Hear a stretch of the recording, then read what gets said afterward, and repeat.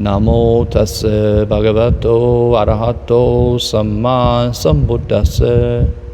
Namo tassa bhagavato arahato samma sambuddhassa. Namo tassa bhagavato arahato samma sambuddhassa. Buddham Dhamman Sangham Namasami. Good afternoon, fellow YouTubers. How are we all today? It's a lovely, marvellous day today here in sunny Queensland, Australia, and I hope wherever you guys are situated in the world, you're also having a lovely day today, or morning or evening, whatever it may be. So I'm Dharma Samadhi, and welcome to my channel Mindful Samadhi. And it's been a few, maybe 3 weeks, I think, since I've actually done any sort of Dharma talks or sermons on anything regarding the Dharma. I've actually been doing a few videos on bhavana, so meditation, some live streams and a couple of guided meditations and things of that nature. But I haven't actually gotten around to doing any discussions. So I thought today, what better time than any to do a quick talk. So today's video, I actually want to do a quick talk on the three unwholesome roots. Okay, so this is more commonly referred to as greed, hatred, and delusion in English. We can sort of translate it to greed, hatred, delusion. Now in Pali, it's actually called akusala mula. Okay, now what greed, hatred, and delusion are, they're actually mental factors. Okay, they act as like creators and almost like enablers to a majority of negative and unwholesome actions when it comes to the body, the speech, and the mind. So we need to understand that these three things actually drive things like suffering, dukkha, unwholesome karma in our lives, and even the continuation of saṃsāra for that matter. Okay, so to quickly sum it up, it's like being trapped in the endless cycle of birth and death. So essentially the saṃsāra, the wheel of saṃsāra. Okay, greed, hatred, and delusion. They're even frequently referred to in the Pali Canon as the three roots of evil. All right, so they're not necessarily nice things. Hence the word greed, hatred, and delusion. Not really positive words to go by. Anyway, so let me try and attempt to explain these three unwholesome roots for you all. Okay. First, we have greed. Okay, so in Pali, we call this lobha, okay, lobha. We can also translate greed as, attachment, lust. It can even be like sensual cravings and varying desires that we may have, okay? So this is the mental state of attraction towards things we perceive as pleasant, such as various objects, experiences, or even ideas we may have, all right?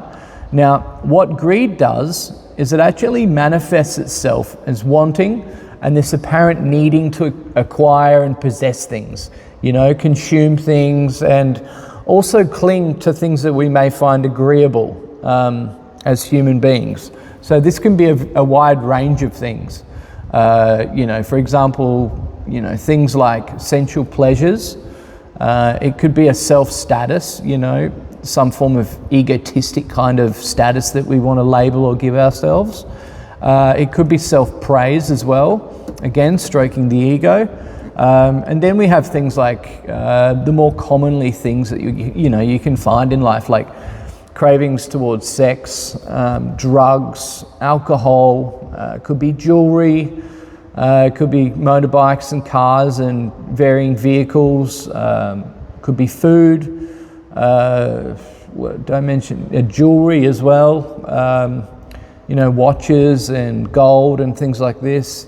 And, even down to existence and life itself. People can also cling and attach to things like this without any prior teachings of Buddhism and the knowledge and the wisdom that the Buddha's given us and laid out for us. these things tend to be quite prominent in our lives, especially things, like going out for coffee and drinking alcohol and going to parties and listening to live music and the sex and the drugs and, the rock and roll, as they like to call it. All these things can become cravings really quick, all right? So we do have to tread quite mindfully. And, even those things I've mentioned, believe me, that's just to name a few. We can also look at examples of, the desire to accumulate things that we think are necessary. So we might even get into that greed side of things when it comes to accumulation and hoarding. People tend to hoard things and they don't want to let go, and they attach and cling to these things. Feeling with that sense of it's mine, it's me, it's mine, and you can't have this. And greed can pop its head up in many different areas in life. So it's something we need to be very mindful of. There's actually many examples I could give here when we look at the word greed, but I think you can now sort of understand and get the general gist of what I'm saying, okay? We can be greedy for many of things. Now, what greed actually does to us is it fuels craving, okay? Now, in Pali, we refer to the word craving as tanha, okay? It's one of the 12 links of dependent origination, and it's also mentioned many of times in the suttas, craving. It's a very powerful thing, and we also have to be very careful of. So greed can bring rise to craving quite easily. And then there's clinging. So in Pali, this is called upadana, okay? And, there's things like attachment and many other forms of personal misconduct, which is generally motivated by our own sense of interests and desires and things that we, become greedy over and we cling to and we crave, okay? So that's why I've mentioned those things, because they all intertwine together under that umbrella of greed, okay? It's interesting because, it actually states in the Abhidharma that greed arises with pleasant or neutral feelings. So this is actually associated with attachment to this self and the world around us that we perceive within our sense faculties and our sense perceptions. So our 6 sense doors, how we perceive things, how we perceive this world through the eyes of our consciousness, through the ears, through the nose, through our taste, through tangible objects, so on and so forth, okay? I will do some videos on things like this later on, but I just want to give a brief summary on these things, okay? So these can sort of tantalize our sense faculties and our sense perceptions, and that is, once that forms that for example, eye consciousness, then it can bring rise to greed straight away, which therefore can bring rise to the craving and the attachment and the desire, and I think you get the picture now, okay? You can even see it symbolically represented in various Buddhist artworks. So, for example, the Wheel of Life, you can see it. That it's depicted as like a rooster or a bird, and you can actually see that the rooster or the bird's there, and it's pecking, and it's chasing after what it desires. It's depicted and seen and written in many different areas within Buddhism and the suttas. So it's very interesting, and it's worth having a look and diving deeper into. If this summary I'm giving isn't extensive enough, you guys can always have a look into it. All right, so that briefly explains greed, okay? Now, let's look at the next one, which is hatred, okay? So, in Pali, hatred refers to dosa, okay? Dosa. And we could also translate hatred as, in English, we could translate it to things like aversion, which is more commonly used in Buddhism, the word aversion, ill will, or just anger. It could be hostility towards someone or something, or even resentment for that matter, okay? Now, hatred can arise from many different scenarios and also many different varying factors as well. It can arise from having like ignorance, avidya, on the true nature of reality. So for example, not understanding impermanence, anicca, or anatta, non-self for that matter, or even interdependence, all right? We can mistakenly see people and things as permanently bad, or even as like a permanent enemy with hatred. It's a very powerful, toxic thing. And then what happens here, we cling and hold on to a solid self that needs to be, protected and have, get avenged kind of thing, or avenged. It's a very tricky thing, hatred. We have to be very, very careful of it. It can cause many negative things within the body, the mind, the speech. It's not a good thing. We need to be very mindful of greed and hatred, and also the next one that I'll get to. So primarily speaking, it's like the mental state of repulsion towards unpleasant objects,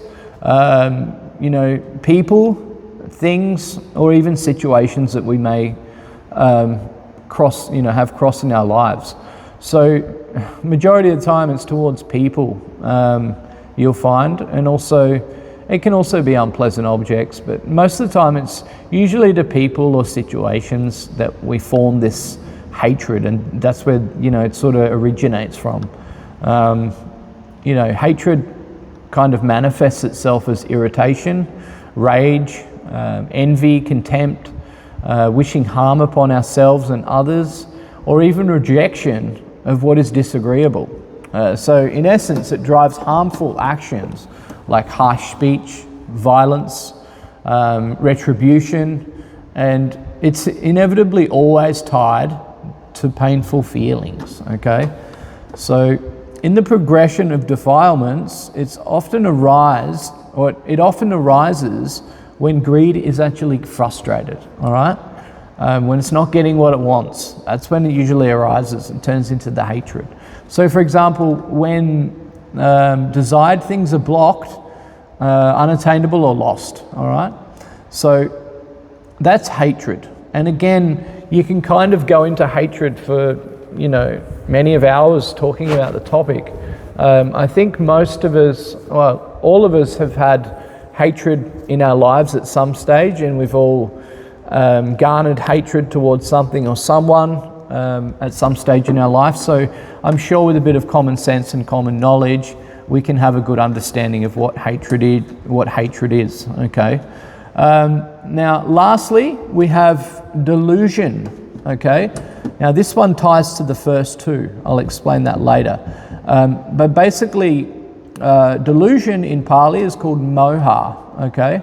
Or moha. This can also be translated, delusion, it could be translated as ignorance. So in Pali, we call this avidya. It could be like a bewilderment, confusion, or even wrong view for that matter. So the root synonym here is avidya, the ignorance of the Four Noble Truths, be it impermanence, suffering, non-self, etc., and so on. So it's the fundamental lack of clear understanding and seeing into reality as it actually is, all right? So what delusion does is it clouds the mind, and therefore, it sort of prevents us to gain the insight into anicca, impermanence, dukkha, the unsatisfactoriness, and then anatta, non-self, all right? It underlies and accompanies both greed and hatred. Delusion or moha is always present when lobha or dosa, or greed and hatred, arise, but it can also exist without them as well. It can be a separate thing. But generally speaking, greed and hatred, you will find that delusion is there, hence why we're having the greed and the hatred, okay, arise. It's from delusion, but it can be a separate entity in itself. We can be quite delusional at times without having greed and hatred, okay? So understanding that's quite important. So for example, in differing states of, like dull or negative indifference, wrong views, it could be like wrong views we have as well. So it's a varying set of, set of things that we can, potentially have. It's literally like the deepest root that we actually have to pull out, okay? Delusion is usually ingrained quite deep in humans, and it's what we need to really grab by the root and pull it out, all right? So all unwholesome states converge on ignorance, okay? And eradicating ignorance actually eliminates the others, all right? And this is also symbolically depicted and represented as a pig, okay? So you can see this in the Buddhist artwork. You can see the pig, and you can kind of see it like, rummaging blindly in the mud, the mud of confusion, so to speak. There's key Theravada teachings on the three roots as well. So you can always check it up and have a look for yourselves. But yeah, there's some quite interesting artwork in Buddhism. It's also depicted quite a lot in Vajrayana Buddhism. They tend to do a lot of sand mandalas and a lot of kind of artwork where it depicts these animals, the snake and the rooster and the pig, and this whole systematical, depictions of samsara, so to speak. So they're quite interesting to check out if you guys want to have a look. But yeah, all unwholesome mental states and actions generally arise dependent on these three roots. And more often than not, they're in combination with moha as a constant support, And again, in the Abhidharma, lobha and dosa are mutually exclusive in a single citta. What I mean by that is like in a single conscious moment, they both arise, okay? So lobha and dosa, they're like mutual friends in that matter. And we can have, like our eye consciousness can perceive something, and they both connect together in that conscious moment, okay? So things like attraction and aversion, they cannot coexist simultaneously, but they both require moha, all right? The Buddha states, that unwholesome actions rooted in these three lead to suffering here and now, and they also lead to unfavorable rebirths in, the potential future lives as well. So that's something we have to be very mindful of, because what they're doing is they're actually feeding on the 10 fetters and also other defilements, or in Pali we refer to them as the kilesas, okay? Now, I think it's also important to note and understand that eradication in the path, by this I mean the Noble Eightfold Path, or even more specifically speaking, right view, right effort, right mindfulness, and the utilization of insight meditation. Actually, what these things do, if we can utilize them correctly, they actually dig up these roots progressively across the 4 stages of awakening. So for example, sotapanna to becoming an arahant. So stream entry towards becoming an arahant, okay? The stream entra, or sotapanna, eradicates the grosser forms of certain fetters, but subtle traces usually still remain. From what I've gathered, from what I've looked at, and from what I've read, there's still subtle traces remaining if you're a stream entry or sotapanna. Now, on the other hand, the once returner actually weakens sensual greed and hatred even further. And then the non-returner, or in Pali we refer to this as the anagami, they completely eradicate sensual greed, lobha in the sense of kama raga, and hatred, dosa, okay?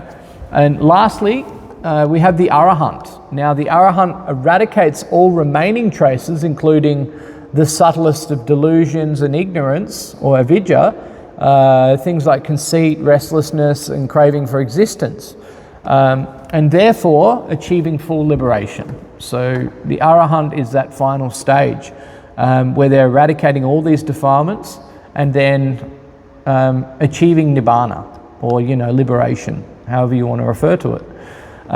The Buddha emphasized to us that seeing these roots clearly through vipassana or insight meditation, and cultivating their opposites. So, for example, looking at greed, hatred, and delusion, just look at the negative words and then just flip them around and turn them on their head. So for example, generosity, loving kindness, and wisdom is essential to ending this form of suffering, okay? So in summary, things like greed, hatred, and delusion are not just mere emotions that we have, but they're deep-rooted drivers of all unskillful existence. Does that make sense? Hopefully it does. Greed, hatred, and delusion, they're more than just emotions. They're the catalyst for all unskillful things that occur in a human's life, okay? And delusion, delusion is the foundational poison from which the other two branch out, and uprooting delusion through the knowledge of the Dharma, it eventually, if we have discipline, it'll eventually lead us to the path of Nibbana. Okay, so it's vital to understand not only greed, hatred, and delusion in the context of the words, but also understanding how to eradicate them as well. Looking at the origin, where it's coming from, and how we can uproot it and get it out of the ground, so to speak. And once we can do that, that will purify our body, speech, and mind, and therefore this will give us more of a direct path towards Nibbana. Okay, so that's all I wanted to talk about today. Like I said, I could keep talking for ages on greed, hatred, and delusion, but I think just to summarize and give you guys a brief understanding of it, I think that will suffice. Okay, so greed, hatred, and delusion is what we most commonly in Western terms, we could refer it to. Okay, the three unwholesome roots, or akusala mula in Pali. All right, so thank you guys for tuning in today, and hopefully you have a great week ahead of you, and enjoy your weekend. And until next time, Sukhi hotu. Sadhu, sadhu, sadhu.